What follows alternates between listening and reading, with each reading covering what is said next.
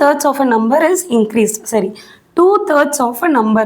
இந்த நம்பருங்கிறது என்ன நமக்கு தெரியாது. நமக்கு தெரியாதது என்ன வச்சுப்போம்? எக்ஸ்ன்னு வச்சுப்போம். 2/3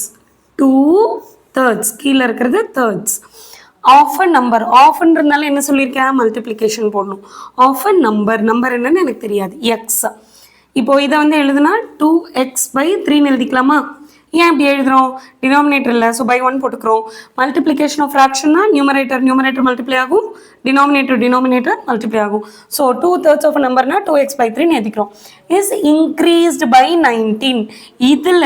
இதை வந்து 19 இன்க்ரீஸ் பண்ணால் gives the result as 29. 19 increase பண்ணால் 29 ஆன்சர் வருதான். இது ஆப்போசிட் சைடு எடுத்துகிட்டு போங்க. -19 ஆகும்.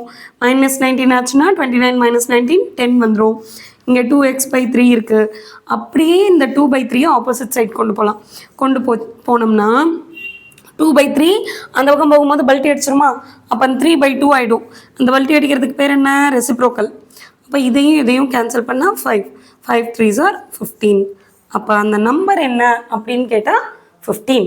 ஓகே.